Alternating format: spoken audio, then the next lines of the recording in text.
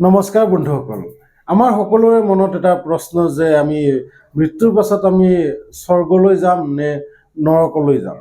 আৰু এই প্ৰশ্নৰ উত্তৰে আপোনালোকে এই ভিডিঅ'টোত পাব। ভিডিঅ'টো আপোনালোকে সম্পূৰ্ণকৈ চাই যাওক। আৰু এই ভিডিঅ'টোত মই আপোনালোকক বুজাব চেষ্টা কৰিম আমি আচলতে স্বৰ্গত যাম নে নৰকলৈ যাম। আচলতে এজন বুঢ়ীৰ মৃত্যু হৈছিলে আৰু সেই বুঢ়ীজনীৰ আত্মাটো নিবলৈ যমদূত আহি তাত উপস্থিত হ'ল। আৰু উপস্থিত হোৱাত সেই আত্মাটোৱে যমদূতক সুধিলে যে মই স্বৰ্গলৈ যাম নে নৰকলৈ যাম। আচলতে বুঢ়ীজনী বৰ প্ৰভুভক্ত আছিলে। তাই সৰুৰে পৰা ভগৱানৰ ওপৰত বহুত বিশ্বাস, সদায় ভগৱানক ধূপ ধূনা চাকি বন্তি জ্বলাইছিলে আৰু ভগৱানক সদায় স্মৰণ কৰি আছিলে। আৰু সেই মৃত্যুৰ পাছত বুঢ়ীজনে যেতিয়া যমদূতক সুধিলে তেতিয়া যমদূতে হাঁহি পেলাই উত্তৰ দিলে যে প্ৰথমতেতো আপোনাক আমাৰ ঈশ্বৰৰ ধামলৈ আপোনাক যাবলৈ কৈছে। স্বৰ্গলৈ নে নৰকলৈ সেইটো মই ক'ব নোৱাৰোঁ, কিন্তু আপোনাক প্ৰথমতে আমাৰ ঈশ্বৰৰ ধামলৈ যাবলৈ কৈছে। আৰু তেতিয়া সেই বুঢ়ীজনীয়ে সেই যমদূতৰ লগত গ'ল আৰু যমদূতে লৈ গৈ প্ৰথমতে বুঢ়ীক নৰকলৈ লৈ গ'ল। আৰু নৰকত গৈ দেখা পালে মানুহ বোলে চিঞৰি আছে, কোনোবাই কান্ধি আছে, ভোকত থাকিব পৰা নাই, বহুত দিন ধৰি একো খাব পৰা নাই। আৰু তাকে দেখি বুঢ়ীজনে সুধিলে, বোলে কি হৈছে তোমালোকৰ, ইমান কেলে চিঞৰ বাখৰ কৰি আছ।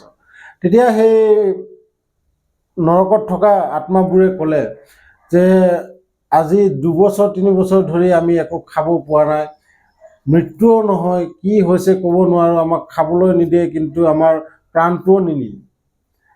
সেই 100 ফুট ওপৰত এটা ডাঙৰ সাজত ক্ষীৰ বনাই থৈ দিছে, কিন্তু ইমান ওপৰত আমি কেনেকৈ সেইবোৰ খাম, কেনেকৈ আমি তললৈ নমাই আনিম, ইমান ডাঙৰ পাত্ৰ। আৰু তাকে দেখা পাই বুঢ়ী আৰু ক'বলৈ একো নাই, তাৰ পৰা ওলাই গুচি গ'ল যমদূতৰ সৈতে। আৰু যমদূতে লৈ গ'ল এইবাৰ স্বৰ্গলৈ। আৰু স্বৰ্গত গৈ দেখা পালে সকলোৱে মিলি জুলি আছে, সকলোৱে শান্তিত আছে, তাতে কোনো দুখ কষ্ট নাই, সকলোৱে হাঁহি মুখে আছে।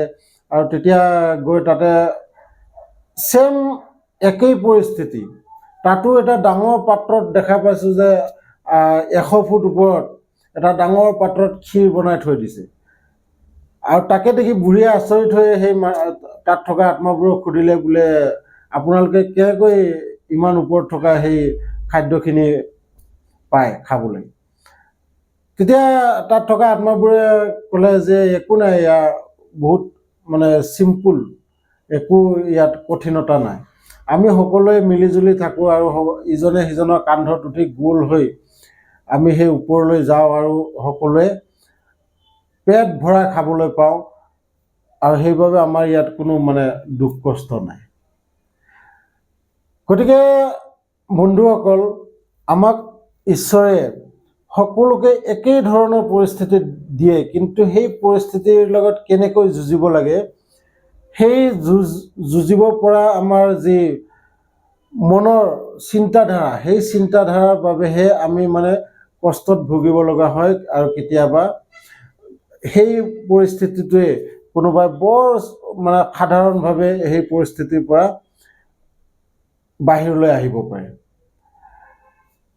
আৰু ঠিক তেনেকুৱাই স্বৰ্গ বা নৰক ঠিক তেনেকুৱাই বস্তু। আমি ভাবোঁহে স্বৰ্গ নৰক এনেকুৱা কোনো নাই, কিন্তু কথা হ'ল কি, আমি নিজৰ মনৰ কল্পনা, আমাৰ যি স্বৰ্গ যি নৰক চব এই পৃথিৱীতেই। যিয়ে নহওক, ভিডিঅ'টো ভাল লাগিলে লাইক কৰি দিব, আৰু লগতে আপোনালোকৰ বন্ধুসকলৰ লগত ভিডিঅ'টো শ্বেয়াৰো কৰি দিব। আৰু যিসকলে নতুনকৈ মোৰ চেনেলটোত আহিছে তেখেতসকলক অনুৰোধ কৰিছোঁ চেনেলটো যাতে ছাবস্ক্ৰাইব কৰি দিয়ে। লগ পাম এনেকুৱাই আৰু এটা ইণ্টাৰেষ্টিং ভিডিঅ' লৈ। তেতিয়ালৈকে